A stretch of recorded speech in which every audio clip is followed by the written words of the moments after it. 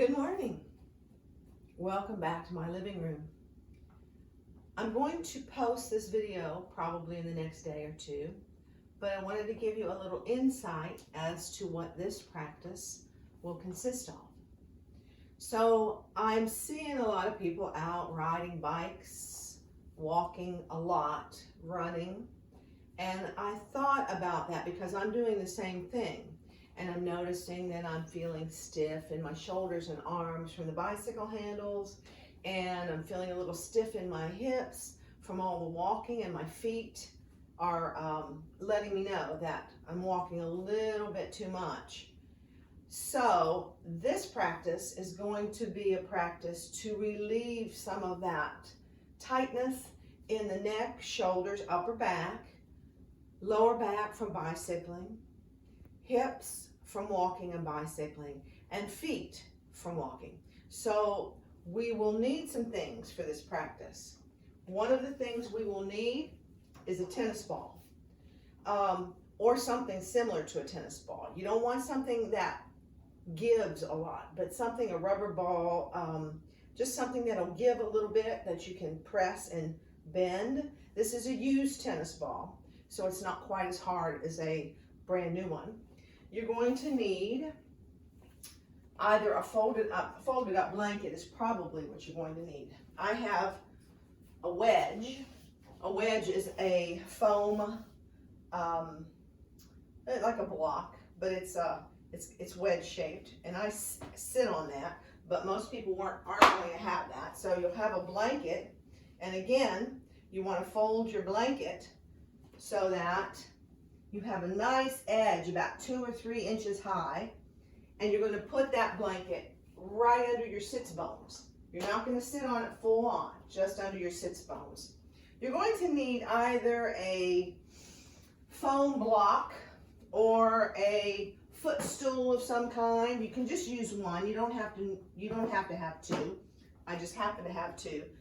But like a little footstool that you can make the floor just a little bit higher for yourself on one side than the other side. You can move it over. I have a small footstool. Let me get it for you and I'll show you.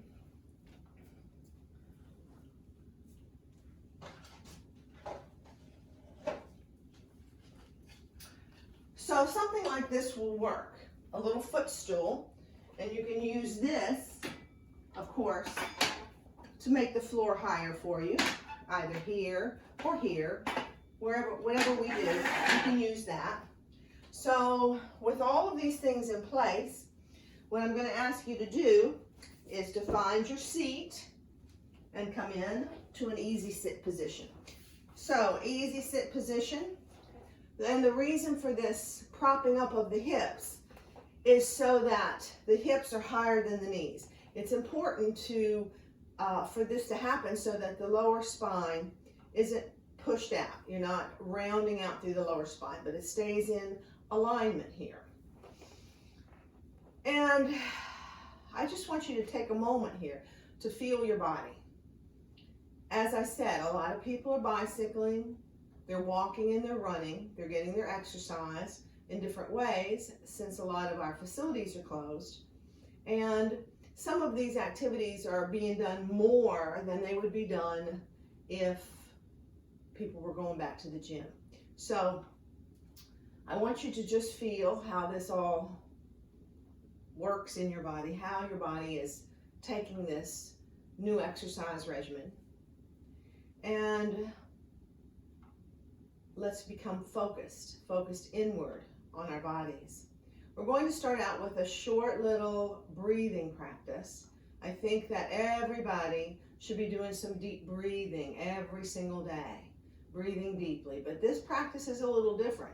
This is called alternate nostril breathing, and it helps balance the right and left sides of the brain, and it brings you into a more meditative place in the body. So what I want you to do is I want you to take your peace fingers, and I want you to bring them right here to the brow point, the space right between your brows. This is considered your Ajna chakra, your chakra of insight, intuition. I want you to put those 2 fingers right here. Then you're going to use your ring finger and your thumb I'm probably looking kind of silly right now. Ring finger and thumb. I want you to take a nice big inhale through both nostrils. And then I want you to close off the right nostril with your thumb and exhale through the left nostril. Inhale slowly through the left nostril. And take your ring finger, close the left nostril, exhale through the right. Inhale through the right. Thumb closes, exhale through the left. Close your eyes, inhale through the left. Ring finger closes left, exhale through the right. Inhale through the right. Close it off, exhale through the left. Inhale through the left. Close off left, exhale through the right. Continue at your own pace. Inhale right. Close and exhale left. So it's an exhale and an inhale through one nostril. Closing off that nostril, exhale, and an inhale through the other nostril.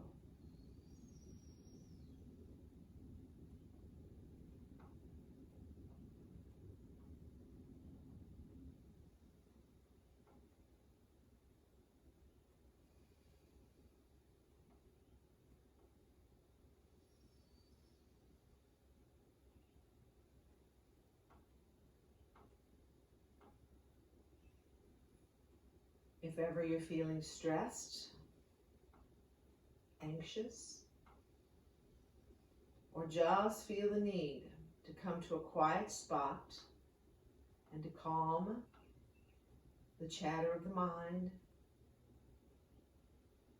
I invite you to come into this alternate nostril breathing, Nadi Shodhana breathing, and do such. And the next time that you exhale through the left nostril,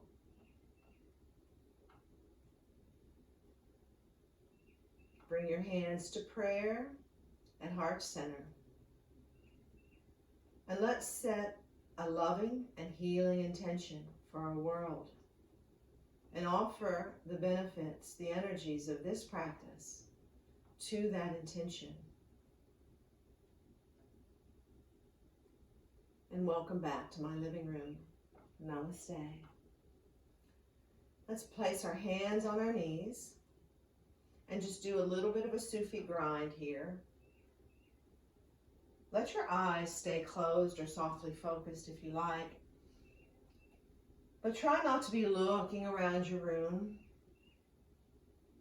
or glancing at your phone. And let's move in the opposite direction.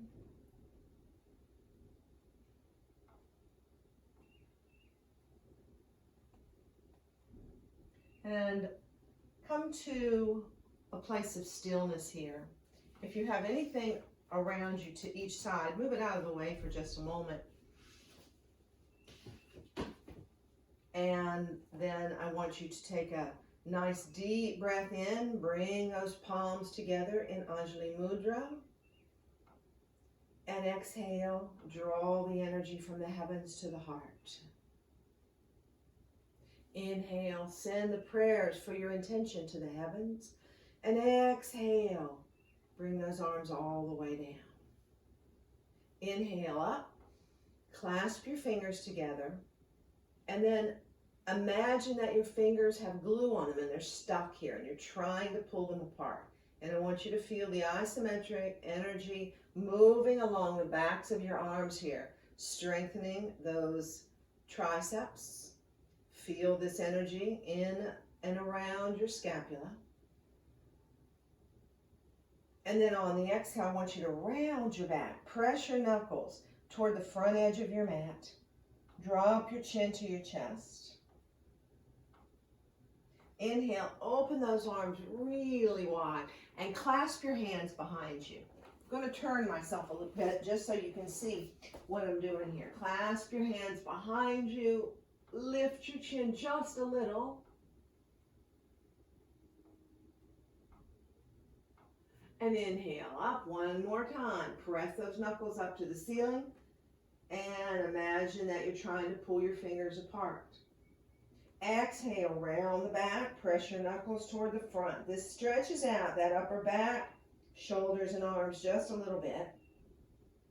And this time, let's open our arms into cactus position. So cactus position is a W. Form a W with your arms, just like a cactus. Squeeze those shoulder blades, lift the heart. And then on an exhale, I want you to take that right arm across the body. Hug it close into the body, and then think about that right shoulder and drop it down. I want you to take a deep breath into this whole space here, the whole back of the arm, back of the shoulder. And then take those right fingers and find the space between your shoulder blades as your left hand presses that right elbow back. Try not to have your arms here in front of you, but back behind you, out of your peripheral vision. Lengthening through the tricep. And then we're going to bring that left hand down. Right arm is going to reach across. Press into that grounded left hand. Reach the right arm up and over in this lateral bend, stretching through the intercostals and through the obliques. And as I said, we carry a lot of stress and tension in our necks, but also when we're riding bikes, holding onto those handlebars sends that energy up into the neck. And sometimes we get really stiff in those muscles.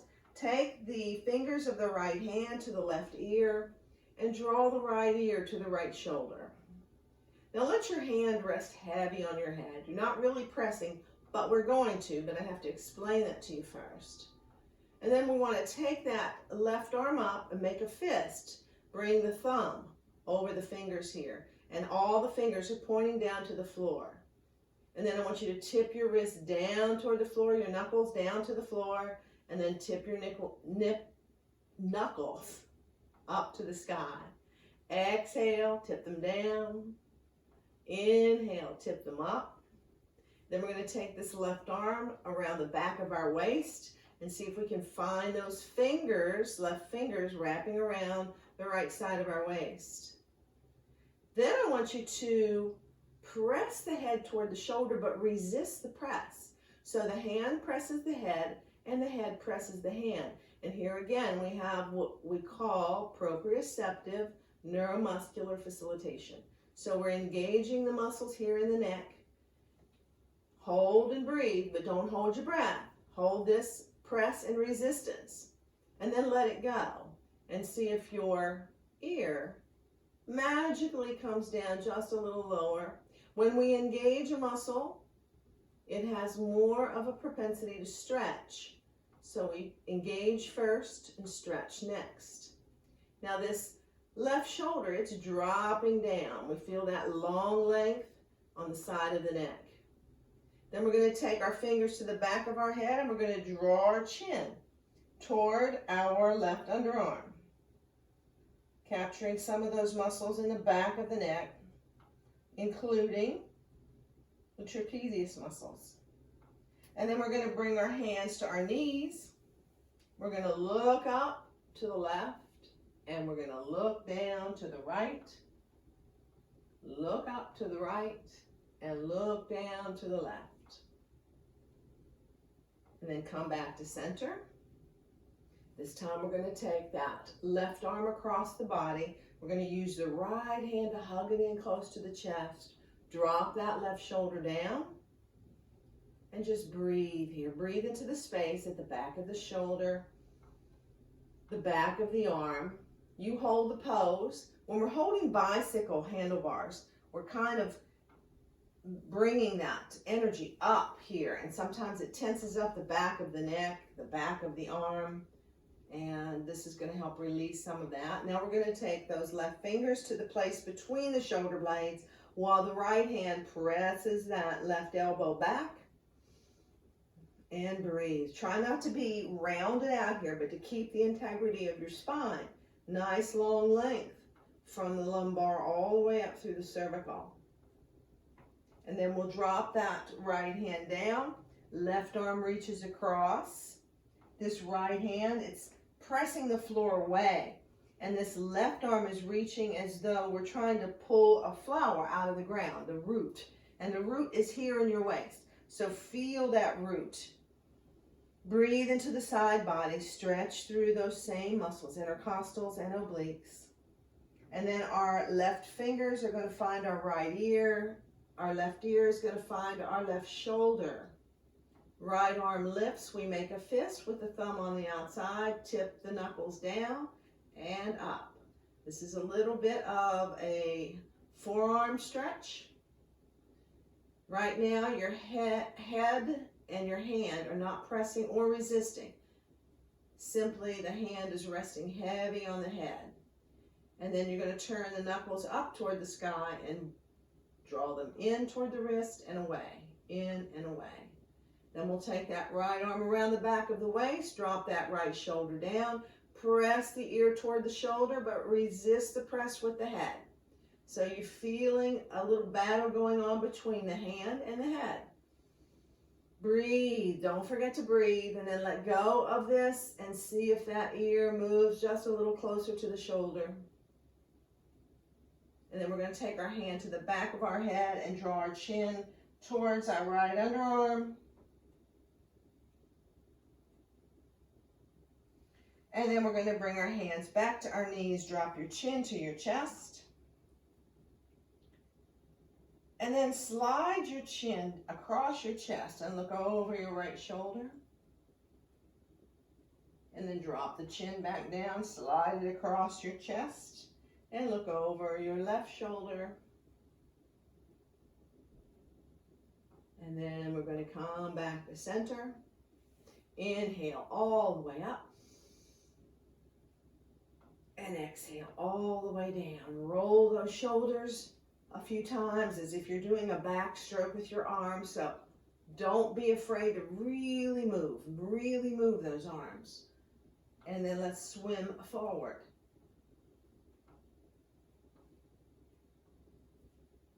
And bring the hands down. We're going to come off of our blankets. We're going to find our tennis ball or a rubber ball, whatever it is you have. And we're going to extend our legs out long on the mat. So here's some length here. You feel staff pose. I want you to take a moment in this pose with a right angle here. Your torso is at a right angle to your legs. And I want you to feel whatever energy that takes to sit in this position without rounding over. To sit in this position with a nice straight spine. And then I want you to find your tennis ball. You're going to take that tennis ball and you're going to put it underneath your left sits bone. So find that sits bone, that little point, bring that ball under it, bring this left foot up by that right knee and prop yourself up on that ball, right on top of that bone. And then let your weight just sink into that ball. Your hands are holding you up, so you're not way back here and you're not rounded out. You're sitting straight up and you're going to go over and back over that tennis ball like it's a speed bump. And your sits bone is your car. And you're going over and back, over and back. So I talked about having tightness in the glutes, tightness in the hips, all this from like bicycle riding. And even though I live in an area where it's flat, it's also windy. So you might not be riding up and down hills here. You might be just riding into the wind. And anybody who's doing these, if you're riding up and down hills, if you get tired, if your glutes feel sore, your piriformis muscle tight, this is definitely the thing for you. Then we're going to go forward and back over this ball. So we're running over the speed bump now, vertically and not horizontally. Forward and back. And then I want you to come off the ball. And I want you to resume your staff pose. close your eyes and take a moment to realize what the tennis ball's done. So I don't know how you particularly feel, but I kind of have an idea that you feel a little more grounded on that left side now. Perhaps the left leg seems a little bit more in touch with the mat than the right, and the left glute. So let's even out and put that tennis ball under the right sits bone this time. Bring the right foot up to the inner left knee. Prop yourself up on that ball. Hold yourself up with your arms and move side to side over, but let your weight really sink into that ball. You might stop at the top of the ball and just let that weight sink down in. This is the same thing as kind of getting a deep tissue massage from a massage therapist.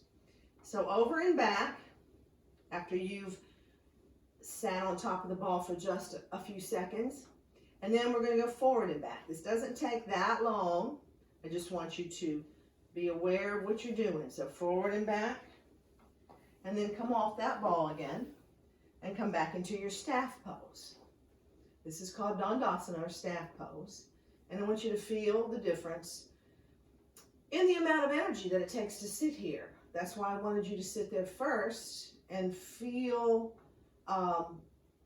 the effort. And now I want you to feel like maybe there's a little less effort that you're involving yourself in here. Then I want you to take the tennis ball and I want you to put it to the inside of that sits bone. So outside is here, inside is closer to the groin. Put it to the inside and then come back down. So it's on the inside of your left sits bone. I want you to take your left foot and point and flex that foot. Notice I'm still using my arms, so I'm not leaning back. I'm keeping that right angle, torso and legs, point and flex.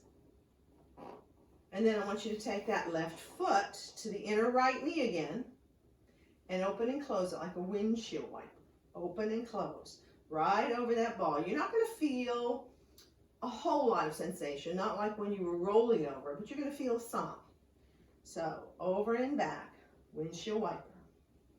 And this practice can be, it's not going to be a long one, but it's something that you can do when you come home from your walk, when you come home from your bicycle ride, to release some of the tightness in those muscles. Then I want you to come off that ball and come back into your Dandasana pose, your staff pose. And again, close your eyes and see if you can tell the difference between the legs.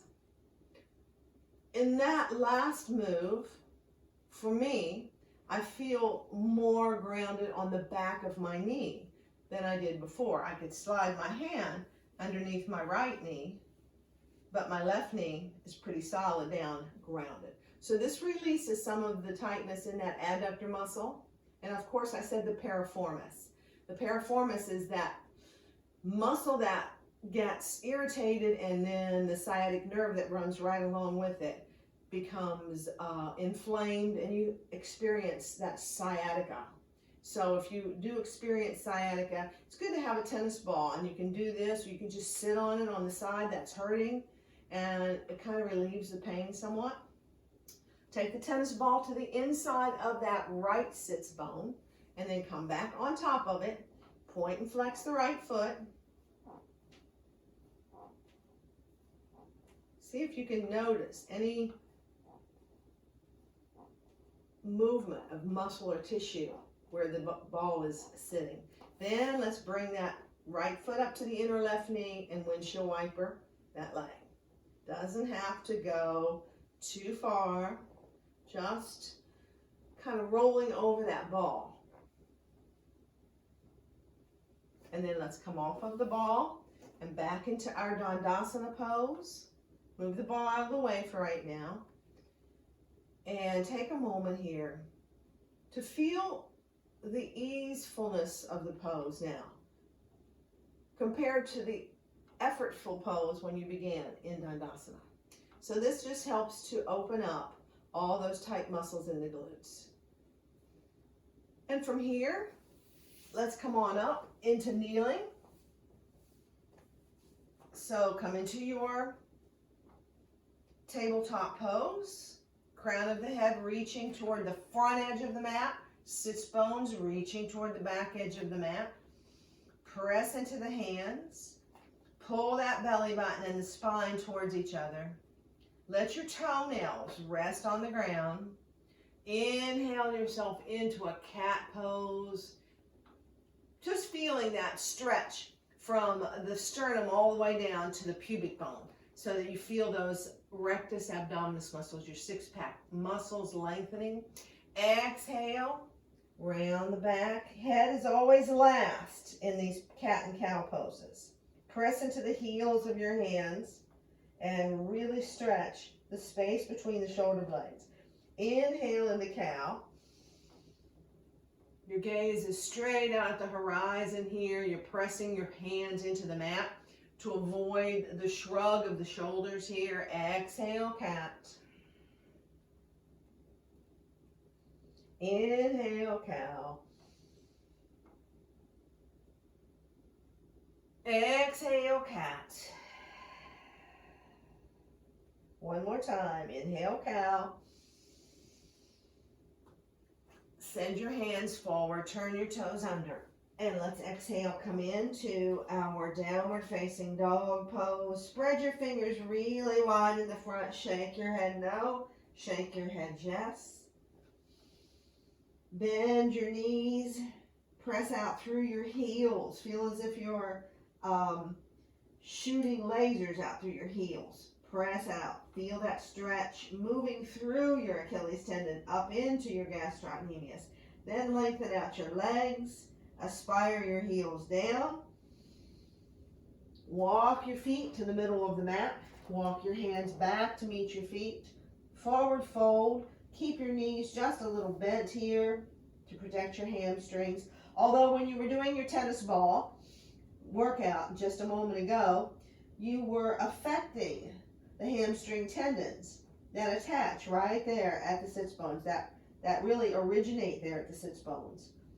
Inhale, sweep your arms out, up, and overhead. And then draw your hands, your prayer hands, your Anjali Mudra hands to heart center. Take a deep breath in and release with another. And bring your hands down by your sides. Once again, get your tennis ball and bring it on your mat. So I said that we would work a little on the upper body, which we did. We got all of this kind of stretched out. We worked a little on the glutes, the hips, the hamstring, tops of the hamstrings with our tennis ball. Now we're going to work on our feet. Feet, I can't tell you how many people I've run into walking and saying, oh, I'm walking so much that my feet hurt at the end of the day. This little thing that I'm going to show you came from a yoga therapy workshop that I went to, and they used this. This was a long time ago, before yoga therapy became a major, another whole training. This was just some things that they were using to therapeutically help with your body. I guess I should put it that way. So what I want to do is I want you to come into a standing pose, mountain pose. I want you to roll those shoulders up, back, and down. Keep your chin level over your sternum. Pull the belly button and the spine towards each other. Palms face forward. Fingers are relaxed. Jaw is relaxed. And just close your eyes here for a moment. And take a moment to observe. Observe the body. Notice if you're feeling, how you're feeling on your feet. Are you kind of shifting to the fronts of your feet, to the balls of your feet? Or is your body trying to compensate? If you go to the front, does it pull you back toward the back? Or are you moving to one side or the other side? Just notice the stability of your body. Now, know that your bone structure, your whole skeletal system, is related to your first chakra, the chakra of grounding, of being secure and feeling based in stability. So You want that skeletal system to support this body. We're going to take our left foot and we're going to roll it over that tennis ball. We're going to roll it front to back, and just no technique here, just roll that ball over or under the foot. Then we're going to bring the heel down. I'm going to turn sideways. We're going to bring our heel down, and we're going to take those toes and we're going to spread them out. Then we're going to grip the ball like we're trying to pick it up with our feet. Then we're going to press the air out. So the toes are gripping and then they're pressing. The heel is grounded. We're going to go to the ball of the foot. Heel is grounded. Ball of the foot. And we're going to press the air out of the tennis ball with the ball of the foot. Don't lift your heel up off the mat. Then we're going to come to the arch of the foot with our heel grounded. We're going to press the air out of the ball. Now in most classes when I do this, I look out and I see my students wincing a little because on one side or the other, maybe both, they feel a little tenderness here. And I don't know that it's got anything to do with the kidneys, but this, keep in mind, in Chinese medicine, the kidney meridians end right here. Then let's take the toes on the mat, the heel on the ball, and press the air out of the ball. So now our heel is doing the work while our toes are grounded. Then I want you to step off the ball, step the left foot next to the right, and come back into your mountain pose. Again, close your eyes and observe. How do you feel when you compare sides? How does the left foot feel compared to the right? The left leg compared to the right? So in my body, I feel a little more length, a little more stability on the right side. The right leg, the right foot feels a little flatter on the mat. Let's bring ourselves to the right foot then and roll that ball under the foot. Move it to the outside, move it to the inside. Just get that blood flowing in the foot. 26 bones, 33 joints in each foot. 107 ligaments in each foot. 19 muscles and tendons in each foot. So you have 206 bones in your body and 52 of them are in your feet. Let's bring that heel down. Let's spread those toes and press the air out. Remember, your heel's grounded in the back. Gripping and pressing like a claw.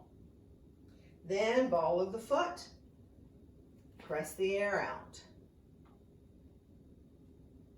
This feels so good. I keep a ball by the bed, and I kind of try to do this in the mornings before I go out and begin my day. And let's come on to the arch of the foot, press the air out.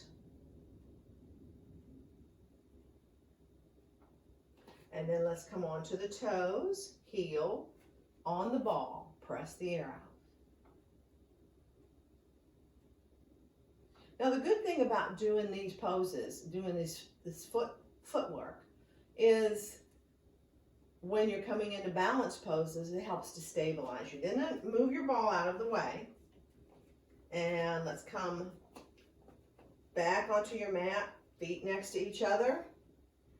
Make sure that you look down, have a little space between your feet, and come back into Tadasana, mountain pose. Shoulders up, back, and down, palms face forward, eyes closed. And then just take a moment to feel the difference in your mountain pose. Is your mountain a little steadier? Is there less shifting from side to side or front to back? And then open your eyes.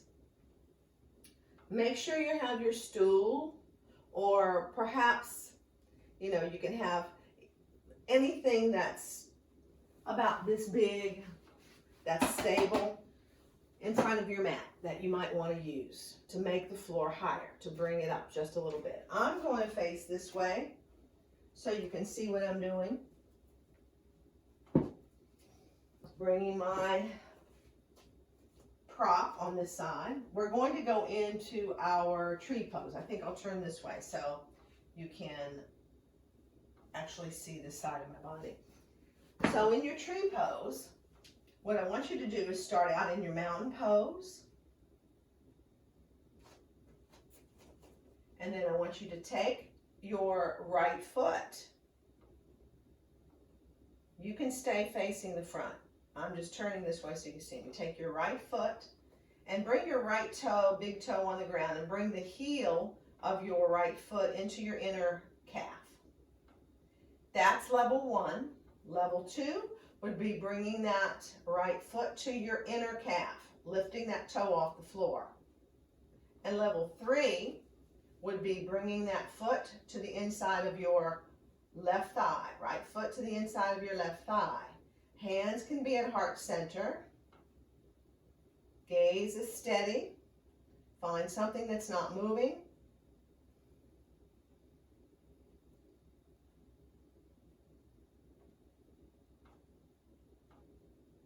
And feel stable on that left foot as it balances you. If you fall out of the pose, like I might, you can simply come back in. And then from here, cross that right foot over your left thigh and sit down into your broken chair. Broken chair pose. This is strength for your standing leg and a hip opener for your cross leg. Inhale, back up. Exhale, bring that right foot down and just rotate that left foot around a few times. Take some of the stress off of it. And then we're going to take a nice big inhale up. Bring your hands to heart center. Bring the weight back on to, I have to move my prop over, back onto your left foot. And let's extend that right leg out behind you. Extend your arms to the front and come into your warrior 3. Stabilize and balance. And then bring your hands to the floor. And you can stay right here. You can take your prop and grasp it in your left hand. I want you to straighten, really straighten that standing leg. Take your opposite hand to your right hip and then begin to turn your right hip all the way up toward the sky or toward the ceiling, wherever you are. Turn your head and neck and your chest along with it. And then if you like, you can bring that right arm up and come into your half moon pose. Breathe. Remember, if you fall out, just keep trying. And take any level you like. Hand on the hip, facing the floor, or turning all the way in to half moon. Now let's bring that lifted right hand down. And we're going to slowly drop that right foot down. Step that left foot up just a little bit. Right foot stays, the heel stays lifted. So we're staying on the ball of the foot behind us. We're going to pull that kneecap up and inhale. Come up into crescent moon. So back leg is straight. Front knee is over the ankle. Not in front of the ankle, not behind the ankle, right over the ankle. Fingers are spread wide, palms face each other. Take a moment to observe what you're feeling between the palms of the hands. And then on an inhale, you're going to quietly step that right foot next to the left. Bring your Anjali Mudra hands down to heart center. Big breath in. Exhale with a sounding sigh. One more time. And then we're finally going to bring ourselves back to mountain pose. And we'll prepare to do the other side. I'll turn around so you can see what I'm doing. Meet my skeleton. Probably the only person that has a skeleton in the living room. But I use it to study my anatomy. So this is my friend. All right, bring your prop to the other side. This time we're going to be working on our left side. So, of course, you're still at the front of your mat. I'm just doing this so you can see what I'm doing.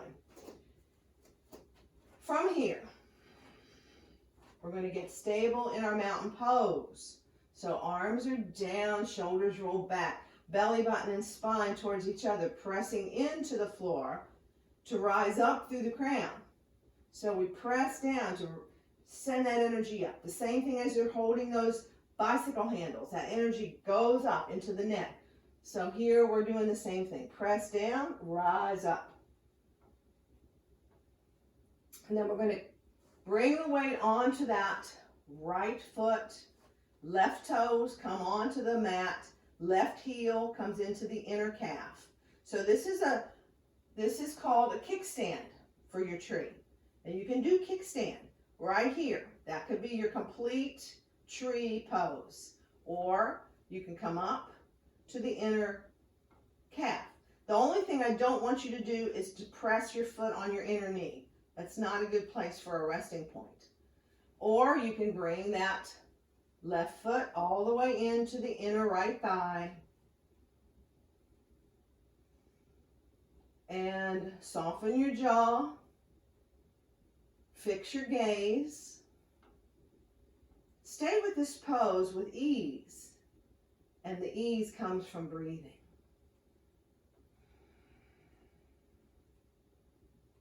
And then we're going to cross that left leg over the right thigh and sit down into our broken chair pose. Broken chair pose. How low can you go?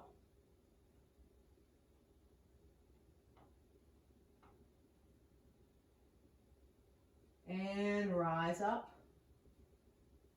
And bring that left foot down. Rotate the right ankle a few times. Take some of the pressure off.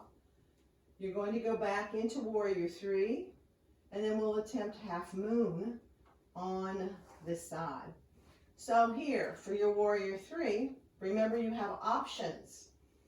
You can have your prop.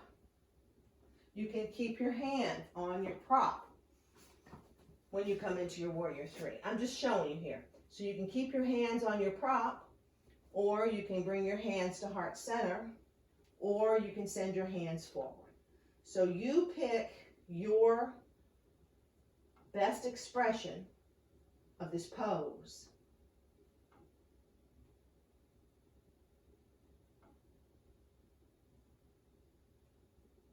And then let's bring our hands down. Grab whatever prop you have in your right hand, or put your right hand on that prop. Press down into your right foot. Straighten the right leg. Bring the left hand to the left hip and begin to turn that hip up toward the sky. Turning your head and neck and chest along with the turn in the hip. Then you can choose to lift that left arm up, reaching the leg out behind you, softening your face and your jaw.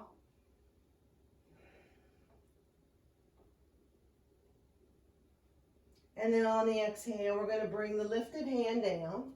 So we're going to have to bend that right knee a little bit and quietly drop that left foot down behind us.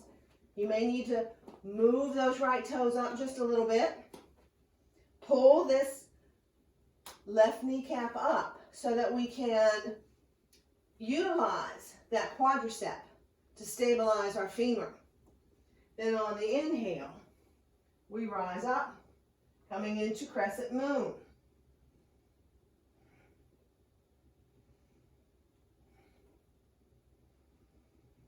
Breathe. Can you see your big toe if you look down? Now remember, that back heel is lifted up off the floor. We don't have our foot turned. It's up on the ball of the foot. This is another balance practice. Bring your hands to prayer. Prayers to heart. And on an inhale, quietly step that left foot next to the right. Big inhale, fall out breath. Another big inhale. And back to mountain pose. Separate your feet. Turn your toes so that they're kind of pointing to the outside edges of your mat. Bring your hands to prayer, prayers to heart. Remember your intention for healing, for our world. And then on an exhale, I want you to drop down into squat pose, Malasana. Big wide knee squat pose. So that your outer arms open your inner knees. This might not be good for everybody. You might need your stool underneath your glutes for stability.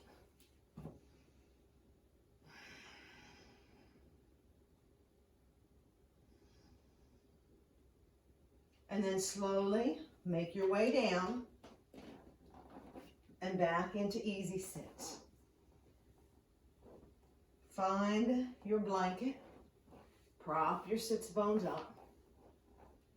Bring your hands to heart center and take a few moments to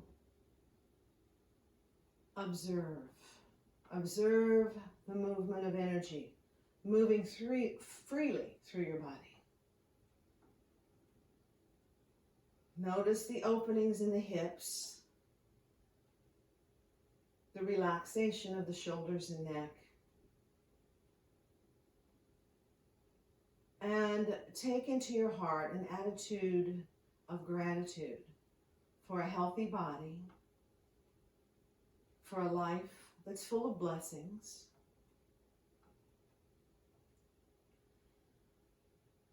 And you can stay right here, or you can choose to come down onto your back for just a brief moment.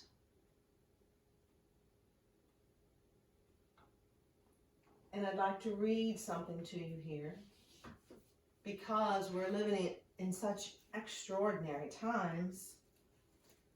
I think this poem that comes from my book, my much used book, called A Grateful Heart. A Grateful Heart. It's actually daily blessings for food. But this just really kind of hits the nail on the head. Normal day, let me be aware of the treasure that you are. Let me learn from you, love you, bless you before you depart. Let me not pass by you in quest of some rare and perfect tomorrow. Let me hold you while I may, for it may not always be so. One day I shall dig my nails into the earth, bury my face in a pillow, or stretch myself taut and raise my hands to the sky and want more than anything else your return.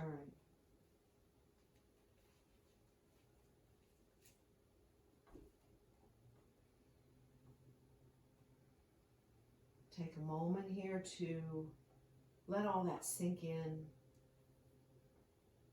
And the next time a normal day is being lived by you, be grateful for it and be happy with it.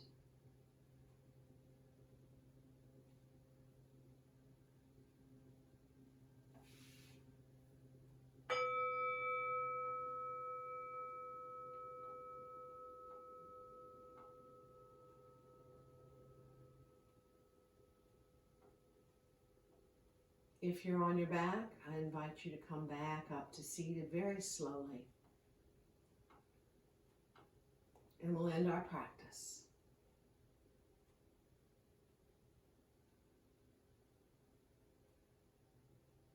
May the long-time sun shine upon you. All love surround you.